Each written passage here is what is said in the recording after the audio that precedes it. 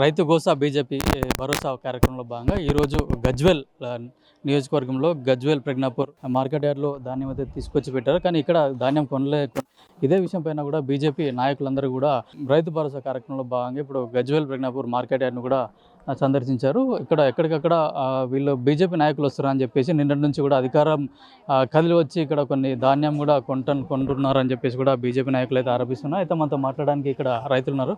చెప్పండి, మీరు ఎన్ని రోజులు అవుతుంది ఇక్కడ ధాన్యం తీసుకొచ్చి? అక్కడ ఉన్నాయి మావి వడ్ల జొన్నలు, అక్కడ ఉన్నాయి అంటున్నా జొన్నలు 20 రోజులు అవుతుంది తెచ్చి. అసలు కొనట్లేదు. అసలు గవర్నమెంట్ కొంటేనే కదా వీళ్ళు ఇక్కడ లోడింగ్ చేసేది. అసలు కొంటలేరు. ప్రతి ఒక్కటి ఇట్లనే సతాయిస్తున్నారు. ఈ గవర్నమెంట్ గెలిచి ఏం లాభము? కాంగ్రెస్ కావచ్చు, ఏమొస్తున్నది? ఈ పంటలన్నీ వండిమంటారు, ఏం కొన్నారు, ఏం లేదు.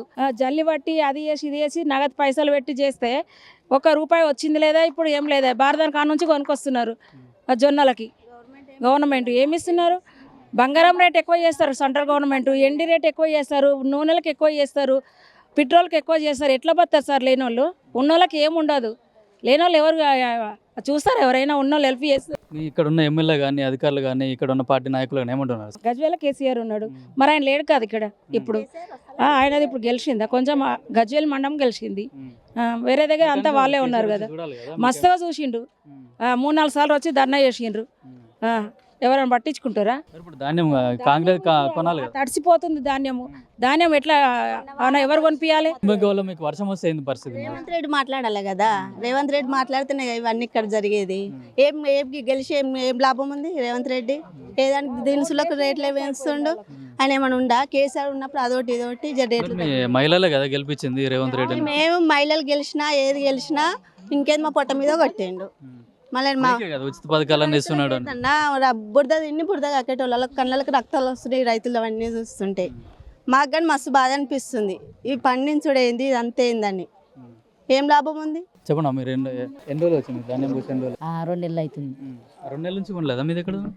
కొనలేదు. కొంటమంటారా? కొంటలేరు. గట్లా సంచులు ఉన్నాయా లేకుంటే ట్రాన్స్పోర్ట్ ఇట్లా అన్ని వస్తుంది? వస్తున్నాయి. మరి ఎందుకు కొంటలేరు? మరి అన్ని ఏమో ఎందుకు కొంటలేరు ఏమో. చెప్పండి, ఎన్ని రోజులు మీరు ఇక్కడ ఏం ధాన్యం పోసారు మీరు ఇక్కడ? వరి ధాన్యం పోసినాం అన్న. 20 రోజులు అవుతుంది పోసి.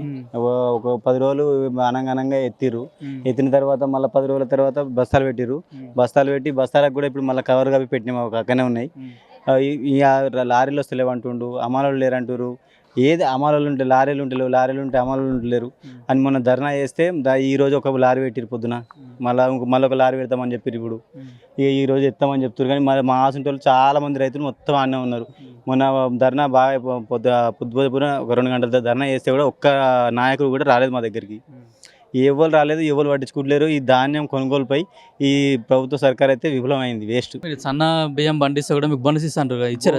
లేదు, ఏం లేదు. అది కొందరికి పడ్డాయి, కొందరికి వాళ్ళ కాంగ్రెస్ నాయకులు కొందరు పడ్డాయి, కొందరికి వల్లేదు.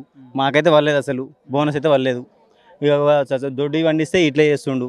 సన్ఫ్లవర్ పండించి మాది 2 నెలలు అవుతుంది అలా పోసి.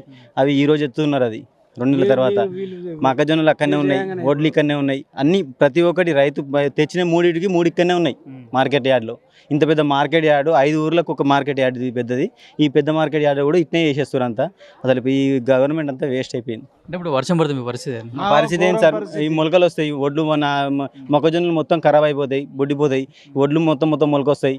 మేము మొలకొచ్చిన తర్వాత మళ్ళీ 5-6 కిలో కట్ చేస్తా అంటారు. మళ్ళీ తర్వాత మేము ఇలా బ్యాగులు ఎత్తిన తర్వాత కూడా మొలకలు కట్ చేస్తే మా ప్రాబ్లం ఏంటంటే మేము ఎంత నష్టపోతాం? మేము తెచ్చి ఆ చెట్టు కింద పోసే వడ్లు అవి ఇప్పుడు కింద ప్లాట్ఫామ్ మీద పోసినాం. మా రైతులు రోడ్ల మీద పోనిస్తలేరు. రోడ్ల మీద కూడా అలా పోసిరు, అలా రైతులు అట్లా కూడా పోసిరు. ఆ కల్లాలు చేసుకుంటే అవి చేసుకుంటే ఇది చేసి ఈడే వస్తే కూడా ఇదే బాధ ఉంది, వేస్ట్ ఉంది. చెప్పండి, ఇప్పుడు ఒకవేళ మీకు వర్షం పడ్డది అనుకో, మీకు ఎంత నష్టం అయితే? చాలా నష్టం అవుతుంది సార్. లక్షలు పెట్టుబడులు పెట్టి అప్పుడు దున్నకాలకప్పుడు మసాలాలు యూరియాలు అప్పుడు అది లైన్లో నిలబడుకుంటా రోజుల తరబడి ఒక్క సంచికి ఒక రోజు. అప్పుడు యూరియాలు అప్పుడు అదొక కష్టము, ఇప్పుడు ఇదో కష్టము. 15 రోజులు అవుతుంది సార్ ఆడ బస్తాలు నింపి. పట్టేటప్పుడు జాలి మిషన్లు లేవన్నారు. మిషన్లు వాళ్ళ లోపల పెట్టుకున్నారు. మిషన్లు లోపల అడిగితేనేమో అవి ఖరాబ్ అయినాయి, ఆ మోటార్లు లేవు, అవి లేవు ఇవి అవిటి కాడ కూడా పంచాయతీ పెట్టుకొని అవి పట్టినాక సంచులు బ్యాగులు నింపేదాకా అదో 2-3 రోజులు వరినాం. బ్యాగులు నిండి వారం రోజులు అవుతుంది. లారీలు రావాలన్నారు. మొన్న మీటింగ్ ఆడ మొత్తం ధర్నా చేస్తే లారీలు నిండే. ఇక రోజుకింత ధర్నాలు ఎక్కువ అవుతున్నాయి. కానీ ఇప్పుడు ఈ రోజు ఈ అంటే సీఎం రేవంత్ రెడ్డి చెప్పేది ఏంటంటే రైతులను మేమే బాగుపరుస్తాం, మా వల్లనే రైతులు బాగుపడతారు అంటున్నారు. బాగుపడలే, అందరు అన్నిటిలో ఫెయిల్ అయిపోయిండు, ప్రతి ఒక్క దాంట్లో ఫెయిల్. అంతే సార్, ఇక ప్రతి ఒక్క దాంట్లో ఫెయిల్. చెప్పండి మీరు ఏం ధాన్యం పోసి 2 రోజులు మేము వరి ధాన్యము మార్కెట్ ఓపెనింగ్ రోజు తీసుకొచ్చామండి. మార్కెట్ ఏ రోజు అయితే గవర్నమెంట్ స్టార్ట్ చేసిందో ఆ రోజు వరి ధాన్యం తీసుకొచ్చి పోసాము. కాంట అయింది, వీడికి 25 days అవుతుంది. సంచులు నింపి అలాగనే ఉంది. అది వర్షం పడితే మళ్ళీ మా బాధ్యతనే అని మళ్ళీ కటింగ్ అవుతుంది అది అని ఇప్పటికే కట్ చేస్తుంది. లారీ ఎక్కేదాకా మా వాళ్ళే, ఆ లారీలు రావడం లేదు. ఏమైంది అని అంటే లారీలు పంపించట్లేదు గవర్నమెంట్. అక్కడ వాళ్ళ లారీ వాళ్ళని అడిగితే అక్కడ దించుకోవడానికి డంపింగ్ ప్రాబ్లం ఉంది మా దగ్గర అని వాళ్ళు చెప్తున్నారు. ఇక్కడ వీళ్ళని అడిగితే వీళ్ళు రెస్పాన్స్ లేదు. మొత్తం మీద ఎక్కడ చూడు రైతుకే ప్రాబ్లం ఉందండి. రైస్ మిల్లర్లు కూడా మీ దగ్గర నుంచి తాళ్ళు కూడా ఎక్స్ట్రా తీసేస్తారని చెప్తున్నారు. తాలుగిలా ఇప్పుడు కటింగ్ ఎక్కువ పెడుతున్నారు. మళ్ళీ తాలు ఇప్పుడు 41 పెట్టేది 42 పెట్టండి మాకు వర్కౌట్ అదని వాళ్ళు మిల్లు వాళ్ళు అంటున్నారు. అది గిట్లా ఇప్పుడు మళ్ళీ కటింగ్ ఇట్లా రైతు మీదనే భరించాల్సి వస్తుంది. ఎక్స్ట్రా భారం రైతు మీదనే పడుతుంది. మళ్ళీ ఎలాగూ మొత్తం రైతే లాస్ కానీ మధ్య దళారులే లాభపడుతున్నారు దీనివల్ల, రైతు వల్ల మాట్లాడుతుంది. ఇప్పుడు ఇది వర్షం పడదు అనుకోండి, ఇది డౌన్ ఉంటుంది. ఈ వర్షం నీరుకి మొత్తం ధాన్యం మొత్తం పోయి చెరువులో కొట్టుకపోతుంది అన్నట్టు. మొత్తం ఇక్కడ అంతా డౌన్ ఉంటుంది, ఇదంతా వాటర్ ఫుల్ ఫ్లో వచ్చేస్తుంది. చెరువు కొనాకు ఉంది అన్నట్టు, పక్కనే చెరువు. ధాన్యం వెళ్ళి మొత్తం అక్కడనే పడుతుంది. దానివల్ల కాంట తొందర పెట్టాలంటే వీళ్ళు డంపింగ్ చేయలేదు, ఏం చేయట్లేదు. అసలు ఎవరు ఏ అధికారులు పట్టించుకోలేదు. ఏమన్నా కానీ మాకు లారీలు రావట్లేదు, ఏదో ఒక సాకు తెప్పి ఆ అధికారులు తప్పించుకుంటారు. 80% ధాన్యం కొంటున్నామని చెప్పి ఆల్రెడీ కొన్నామని చెప్పేసి CM Revanth Reddy market opening రోజు తీసుకొచ్చాను ధాన్యం. మా మార్కెట్ ఓపెనింగ్ రోజు నాదే 4వ నెంబర్ సీరియల్ ధాన్యం తీసుకొచ్చాను. నాది ఇంకా ధాన్యం పోలే, ఇంకా ఇక్కడనే ఉంది మార్కెట్లో. వీడికి నెల రోజు నుంచి మేము డ్యూటీలు అన్ని బంద్ చేసుకొని ఇక్కడ మార్కెట్ చుట్టూ తిరుగుతున్నాం. అది కానీ అవి డబ్బులు లేదు, అది లేదు. వాళ్ళు ఏదో పేరుకు 80% అది 10% ఇట్లా కంప్లీట్ కాలేదండి. అయితే మార్కెట్ యార్డ్లలో ధాన్యం మేము పోసి గత 2 నెలల నుంచి కూడా ఇట్లాగే ధాన్యం వేసినప్పటికీ కూడా ఇక్కడ ఏదో అధికారులు కానీ ప్రభుత్వం కానీ ఎట్లాంటి స్పందిస్తలేదని చెప్తున్నారు. ఇక్కడ మనం చూసుకోవచ్చు మొత్తం ఇక్కడే వరి ధాన్యము అట్లాగే మొక్కలు కూడా పోసిన పరిస్థితి అయితే ఇక్కడ ఉంది.